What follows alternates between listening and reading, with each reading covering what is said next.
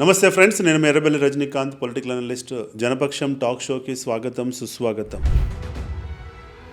బండి భగీరథ కేసు నుంచి ఇప్పుడున్న జెన్జీ నేర్చుకోవాల్సినటువంటి గుణపాఠాలు ఏంటి? ఇది ఒక రాజకీయపరమైన కేసుగా చూడాలా, లేదంటే మన జీవితాల్లో మార్చేటువంటి కేసుగా మనం చూడాలా? అసలు ఈ కేసు అనేది ఇప్పుడున్న జెన్జీ యువత, సోషల్ మీడియా ఇన్ఫ్లుయెన్స్డ్ యువత యొక్క దిశ దశ నిర్దేశించేటువంటి కేసుగా మీరందరూ కన్సిడర్ చేయాలని చెప్పి నేను విజ్ఞప్తి చేస్తున్నాను. ఒక తప్పుడు నిర్ణయం వల్ల ఎలా ఇప్పుడున్న జెన్జీ యొక్క భవిష్యత్తు అంధకారంలోకి నెట్టబడుతుందో చెప్పేటువంటి కేసే ఈ కేసు. ఎమోషనల్ గా తొందరపాటు నిర్ణయాలు తీసుకోవడం వల్ల కుటుంబం యొక్క పరువు ప్రతిష్టలు ఎలా రోడ్డు మీద పడతాయో చెప్పే కేసే ఈ కేసు. మన వయసుకు మించి మనం చేయాల్సిన పనులకి చేయకుండా తప్పుడు దారిలో వెళ్తే ఎలా జీవితాలు నాశనం అవుతాయో చెప్పే కేసే ఈ కేసు. కాబట్టి ఈ వీడియోని ఇప్పుడున్న జెన్జీ కిడ్స్ గానీ, జెన్జీ కిడ్స్ వెనకాల ఉన్న పేరెంట్స్ గానీ ఈ వీడియోని మీరు చివరి వరకు చూడండి. ఈ వీడియోలో మీ జీవితాన్ని మార్చేటువంటి విషయాలను నేను చెప్పబోతున్నాను. ఈ వీడియో వల్ల మీరు ఒక డిసిప్లిన్డ్ గా తయారవుతారు, తద్వారా మీరు అనుకున్న లక్ష్యాలకు చేరుతారన్నది నా యొక్క ఉద్దేశం. కాబట్టి ఇటు తల్లిదండ్రులు కూడా మీ పిల్లలకి వీడియోని చివరి వరకు చూపించండి. ఇక నా విశ్లేషణ ఏంటంటే, ఇప్పుడున్నటువంటి జెన్జీ జనరేషన్ తప్పుడు దారిలో వెళ్తుందన్నది మనందరం గ్రహించాలి. ప్రధానంగా 10 డీవియేషన్స్, 10 మేజర్ అబ్జర్వేషన్స్ ని నేను ఈ వీడియోలో కోట్ చేయబోతున్నాను. ఈ 10 అబ్జర్వేషన్స్ గనక మీరు ఆలోచించి మీరు గనక ఓవర్కమ్ గనక కాగలిగితే ఈ జెన్జీ యొక్క జీవితాలు మారుతాయి అన్నది నా యొక్క ముఖ్య ఉద్దేశం. ఇక మొదటి అబ్జర్వేషన్ లోకి గనక వెళ్ళినట్లయితే, ఫోకస్ లేకపోవడం, డీవియేషన్స్ ఎక్కువగా ఉండడం, షార్ట్ అటెన్షన్ స్పాన్ ఉండడం అన్నది ప్రధానమైన అబ్జర్వేషన్. సో దీనివల్ల ఏమవుతుందనంటే, ఈ సోషల్ మీడియాలో రీల్స్ చూసి చాలా షార్ట్ అబ్జర్వేషన్ కి గురవుతున్నారు, షార్ట్ అటెన్షన్ కి గురవుతున్నారు. ఎక్కువసేపు కూర్చోవడము, గంటలు చదవడము, బుక్కు బట్టి చదవడము అనేటువంటి పరిస్థితులు తగ్గిపోయాయి. ఇక్కడ కూడా 2 నిమిషాలు ఖాళీ టైం దొరికినా గానీ ఆ సోషల్ మీడియాలో ఉన్న రీల్స్ చూసి మన బ్రెయిన్ యొక్క అటెన్షన్ స్పాన్ ఇవాళ 30 సెకండ్స్ కి 60 సెకండ్స్ కి పడిపోయిందంటే మనందరం గ్రహించాలి. ఇది చాలా ప్రమాదకరమైనది నేను హెచ్చరించాలనుకుంటున్నా. ఎందుకంటే ఒకప్పుడు మన అటెన్షన్ స్పాన్ గానీ, మన ఫోకస్ గానీ కొన్ని గంటల తరబడి కూర్చొని బుక్కులు చదివే రోజుల నుంచి ఇవాళ 30-60 సెకండ్స్ కి పడిపోవడం అన్నది చాలా ప్రమాదకరం. కాబట్టి దీని నుంచి మన జెన్జీ కిడ్స్ బయటపడాలన్నదే నా యొక్క ప్రధానమైన ఉద్దేశం. ఇక రెండో అబ్జర్వేషన్ విషయానికి కనుక వచ్చినట్లయితే, ఇప్పుడున్న జెన్జీ కిడ్స్ లో ఒక సెల్ఫ్ డిసిప్లిన్ అన్నది లేకుండా పోతుంది, సెల్ఫ్ పంక్చువాలిటీ అన్నది లేకుండా పోతుంది అన్నది మేజర్ గా నా అబ్జర్వేషన్. ఎందుకంటే ఒకప్పుడు ఎంతో విజయాలు సాధించిన వాళ్ళ లైఫ్ లో ఎంతో డిసిప్లిన్, ఎంతో పంక్చువాలిటీ, ఎంతో టైం మేనేజ్మెంట్ ఉండేది. ప్రతి రోజును ప్రాపర్ గా ప్లాన్ చేసుకొని ఒక్క నిమిషం కూడా వేస్ట్ చేయకుండా వాళ్ళ యొక్క గోల్స్ వైపు పరిగెత్తడానికి ఎంతో తరో ప్లానింగ్ ఉండేది. కానీ ఇప్పుడు ఉన్నటువంటి యువతకి అసలు డిసిప్లిన్ లేదు, ప్రతిదీ ఈజీగా తీసుకునేటువంటి పరిస్థితి వచ్చేసింది. ఏం చెప్పినా గానీ చాలా ఈజీగా తీసుకోవడము, అరవడము, చిరాకు పడడము, పేరెంట్స్ పై చికాకుగా ప్రవర్తించడం మనం చూస్తున్నాం. కాబట్టి చాలా బాధాకరమైనటువంటి విషయము అన్నది నేను చెప్పాలనుకుంటున్న పాయింట్. ఇక మూడో అబ్జర్వేషన్ విషయానికి వచ్చినట్లయితే, ఇప్పుడున్నటువంటి యువతకి ఎలాంటి గోల్ సెట్టింగ్ లేకపోవడం అనేది మనం అబ్జర్వ్ చేస్తున్నాం. ఎందుకంటే ఇది చాలా ప్రమాదకరం. మనము ఎర్లీ ఏజ్ లోనే ఒక మంచి గోల్స్ పెట్టుకొని ఒక రోల్ మోడల్స్ ని డిజైన్ చేసుకుంటే తద్వారా మనం అనుకున్న గోల్స్ కి రీచ్ కావడం అనేది జరుగుతుంది. జీవితంలో అనుకున్న విజయాలను సాధించడానికి ఉపయోగపడుతుంది. ఇవాళ అసలు గో విత్ ద ఫ్లో అనే స్ట్రాటజీతో వెళ్తున్నారు తప్ప ఎవరు కూడా ఒక ఎర్లీ ఏజ్ లో గోల్స్ పెట్టుకోవడం లేదు అన్నది మనము అబ్జర్వ్ చేస్తూ ఉన్నాం. ఇలాంటి గోల్ లెస్ గా మనం ప్రయాణం చేస్తే, ఒక డైరెక్షన్ లెస్ ప్రయాణంగా వెళ్తే డెఫినెట్ గా మనం క్రాష్ అయ్యేటువంటి పరిస్థితి ఎక్కువగా ఉంటుంది. ఎప్పుడు గానీ మనం ఎక్కడున్నాము, ఎక్కడికి వెళ్ళాలి, ఏ టైంలో వెళ్ళాలి అనేటువంటి ఒక విజన్ స్టేట్మెంట్ తో వెళ్తేనే మీరు అనుకున్న స్థాయికి వెళ్తారు తప్ప ఇవాళ ఏదో నడుస్తుంది కదా, నడవని లే, చెల్తా హాయ్ చెల్నేదో, ఏమవుతుందిలే అనేటువంటి ఈజీ అటిట్యూడ్ తో గనక వెళ్తే మీరందరూ ప్రమాదంలో గురవుతారు, మీరు అనుకున్న స్థాయికి వెళ్ళరు అన్నది నా యొక్క ఉద్దేశం. ఇక ఇప్పుడున్న జెన్జీ కిడ్స్ లో ఉన్న 4గో అబ్జర్వేషన్ ఏందనంటే, ఎల్డర్స్ పట్ల ఎలాంటి రెస్పెక్ట్ లేకపోవడం. ఇంట్లో తాతలు గాని, నానమ్మలు గాని ఎవరైనా ఏదన్నా ఒకటి చెప్పడానికి ప్రయత్నిస్తే వాళ్ళపై చిరాకు పడడం, వాళ్ళ యొక్క ఇన్పుట్స్ ని కన్సిడర్ చేయకపోవడం, వాళ్ళ యొక్క ఉన్న ఎక్స్పీరియన్స్ ని రెస్పెక్ట్ చేయకపోవడం అన్నది మనం రోజువారీగా చూస్తూనే ఉన్నాం. ఎందుకంటే మాకు అంతా తెలుసులే, మేము అంతా తెలుసు, మేము ఇలా ఏ యుగంలో ఉన్నాము, చాట్ జీపీటీ యుగంలో ఉన్నాము, మీరు మాకు చెప్పాల్సింది ఏంటిలే, మాకు తెలియదా అనేటువంటి అటిట్యూడ్ తో ఇలా జనరేషన్ ఉందన్నది మనం గ్రహించాలి. ఇలా మనం గ్రహించాల్సింది ఏంటంటే మన పెద్దవాళ్ళు, మన పూర్వీకులు ఎంతో కష్టపడి జీవితం నుంచి ఎంతో నేర్చుకొని ఇలా ఆ స్థాయికి వచ్చారు కాబట్టి వాళ్ళ అనుభవం తోటి మనం ఏదైనా రాంగ్ డైరెక్షన్ లో వెళ్తుంటే మనల్ని కరెక్షన్ చేయడానికి ప్రయత్నిస్తారు. కాబట్టి మనము వాళ్ళ యొక్క ఇన్పుట్స్ తీసుకుంటే మన జీవితాలు బాగుపడతాయి. కానీ తొందరపాటుగా నాకే అంత తెలుసులే అని చెప్పి వాళ్ళ యొక్క ఇన్పుట్స్ ను రిజెక్ట్ చేస్తే ఇలా మీరు ప్రమాదంలోకి నెట్టబడతారన్నది మీరు గ్రహించాలి. కాబట్టి పెద్దవాళ్ళ యొక్క అనుభవాల నుంచి మీరు యొక్క జీవితాన్ని నిర్మాణం చేసుకుంటే బాగుంటుంది. ఇక ఇప్పుడు ఉన్నటువంటి జెన్జీ కిడ్స్ లో ఉన్నటువంటి 5వ అబ్జర్వేషన్ ఏంటంటే ఎమోషనల్ గా వీక్ గా ఉండడం, ఎమోషనల్ ఇన్స్టెబిలిటీ. అంటే ఎమోషనల్ ఇన్స్టెబిలిటీ అంటే ఎమోషనల్ గా తొందరగా ఎవరికన్నా కనెక్ట్ కావడం, రిలేషన్షిప్స్ లోకి వెళ్ళడం, ఫ్రెండ్షిప్ అనడం, సిచ్యువేషన్షిప్ లోకి వెళ్ళడం, బెంచింగ్ లోకి వెళ్ళడం, తీరా కొద్ది రోజులు ప్రయాణం అయిన తర్వాత ఇది కరెక్ట్ కాదు అని చెప్పి తొందరగా గొడవ పడడం, త్వరగా దాని నుంచి బ్రేకప్స్ తీసుకోవడం అన్నది మనం చూస్తున్నాం. ఇలా ఎమోషనల్ గా తొందరపాటు చర్యల వల్ల వాళ్ళ జీవితాలు నాశనం అవుతున్నాయి అన్నది మనం గ్రహించాలి అన్నది నా యొక్క పాయింట్. ఎందుకంటే ఇలా ఎమోషనల్ గా లాక్ అయిపోతే దాంట్లో నుంచి బయట రావడం చాలా కష్టం. కానీ మీ ఏజ్ కు తగ్గట్టుగా మీరు ఉండాలి తప్ప మీరు ఆ ఏజ్ లో చేయాల్సింది బాగా చదువుకోవడం, బాగా ముందుకెళ్లడం, ప్రొఫెషనల్ గా కెరియర్ లో చాలా సక్సెస్ కావడం, ఒక పెద్ద ఎంటర్‌ప్రెన్యూర్ గా సక్సెస్ కావడం. అలాంటి సమయంలో మీరు అలాంటివి చేయకుండా తొందరపాటుగా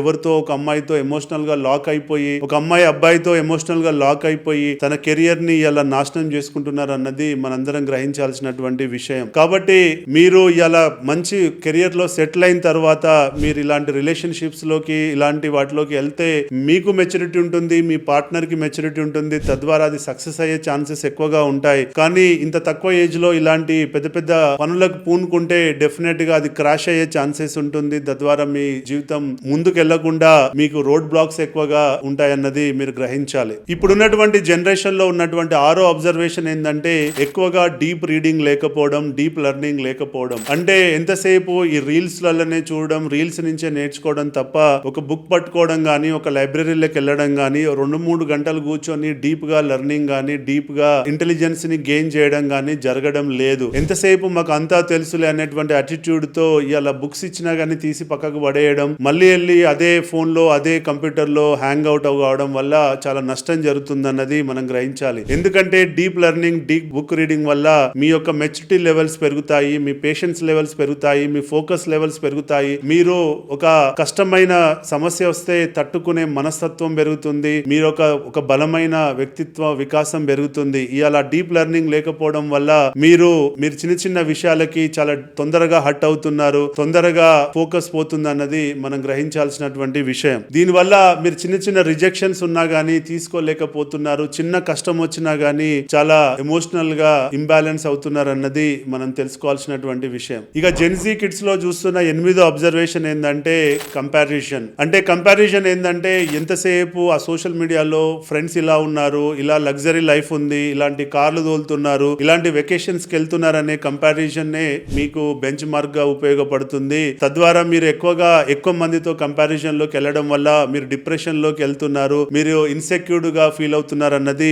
వాస్తవం. కాబట్టి దయచేసి మీరు అనవసరంగా ఈ సోషల్ మీడియాలో ఉన్న బ్యాచ్ తోటి కంపారిజన్ చేసుకోకండి. దానివల్ల మీకు నష్టమే జరుగుతుంది. మీరు ఎంతసేపు కంపారిజన్ చేసుకోవాల్సింది మీ చుట్టూ ఉన్నటువంటి ఒక పాజిటివ్ ఎన్విరాన్మెంట్ లో ఉన్నటువంటి ఒక పాజిటివ్ గోల్ పెట్టుకొని ముందుకు వెళ్తున్న వాళ్ళు ఎలా ఐఏఎస్లు అవుతున్నారు, ఎలా ఐపీఎస్లు అవుతున్నారు, ఎలా ఒక పెద్ద కంపెనీలు స్టార్ట్ చేస్తున్నారు అనే వాళ్ళతో మీరు కంపారిజన్ పెట్టుకోండి తప్ప ఈ సోషల్ మీడియాలో రీల్స్ చేసే బ్యాచ్ తో కనుక మీరు కంపారిజన్ పెట్టుకుంటే మీరు ఎప్పుడు కూడా మీరు హార్ట్ బ్రేక్ అవుతుంది. తద్వారా మీరు అనుకున్న స్థాయికి వెళ్ళలేరన్నది మీరు గ్రహించాలి. ఇక ఇప్పుడున్న జెన్జీ కిడ్స్ లో మనం చూసినట్లయితే 8వ అబ్జర్వేషన్ ఏంటంటే lack of maturity from the real life. ఏంటి lack of maturity from real life అంటే రియల్ లైఫ్ కి దగ్గరగా ఉండకుండా ఎంతసేపు డిజిటల్ లైఫ్ కి దగ్గరగా ఉండడం, డిజిటల్ లో కనబడుతున్న ప్రతిదీ నమ్మడం, అదే లైఫ్ అనుకోవడం మనం చూస్తున్నాం. రియల్ గా ఇవాళ మనకి ఎప్పుడు కూడా మన జీవితం మన యొక్క అనుభవాల నుంచే మనం చాలా నేర్చుకుంటాం. ఇవాళ మనం స్కూల్లో, కాలేజీలో చదువుకున్న దానికంటే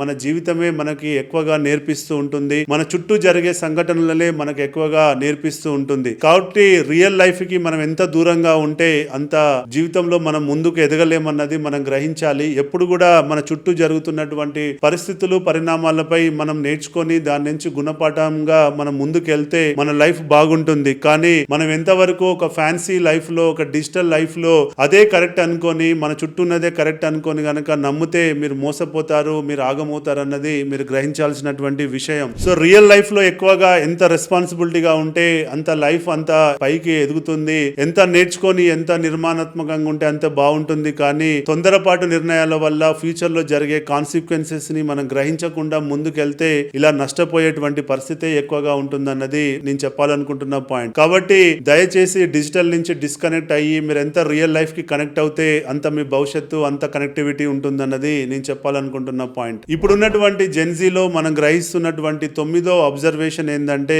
dopamine effect. So dopamine effect ఏందని మనం గ్రహించినట్లయితే ఇప్పుడున్న జనరేషన్ కి ఎప్పుడు ఎంటర్టైన్మెంట్ కావాలి, ఎప్పుడు పార్టీలకు వెళ్ళడము, ఎంజాయ్ చేయడము, సినిమాలకు వెళ్ళడము, గెట్ టుగెదర్లు అటెండ్ కావడం, ఎప్పుడు ఎంటర్టైన్మెంట్ నే కోరుకుంటున్నారు. ఈ డోపమైన్ ఎఫెక్ట్ వల్ల వాళ్ళు దారి తప్పుతున్నారు అన్నది మనం గ్రహించాలి. మనం వెళ్లే పార్టీలు బాగున్నా అక్కడ చుట్టూ ఉండే సరౌండింగ్స్ వల్ల మనం చాలా ఇంపాక్ట్ గురవుతున్నాం. తద్వారా కూడా మన జీవితాలు నష్టపోతున్నాయి అన్నది గుర్తుంచుకోవాలి. ఎంటర్టైన్మెంట్ ఉండాలి కానీ అనుకున్న మోతాదులో ఉండాలి, అనుకున్న టీమ్ తో, అనుకున్న ఫ్రెండ్స్ తో ఉండాలి. కానీ ఈ డోపమైన్ ఎఫెక్ట్ వల్ల ఎప్పుడు ప్రతిరోజు పబ్బింగ్ వెళ్ళాలి, ప్రతిరోజు పార్టీలు చేసుకోవాలి, ప్రతిరోజు తినాలి, తాగాలి అనుకుంటే మీ జీవితాలు నష్టపోతాయి. కాబట్టి ఒక ప్రణాళికాబద్ధంగా ఇటు కష్టపడండి, చదవండి, జీవితానికి ఒక లక్ష్యాన్ని ఏర్పరచుకోండి, ఎంటర్టైన్మెంట్ కూడా ఉంచుకోండి. కానీ ఒక అనుకున్న పరిధిలో ఉంటే ఏదైనా బ్యాలెన్స్డ్ గా ఉంటుందన్నది నేను చెప్పాలనుకుంటున్న పాయింట్. ఇక ఇప్పుడు ఉన్నటువంటి జెన్జీలో నాకున్న 10వ అబ్జర్వేషన్ ఏంటంటే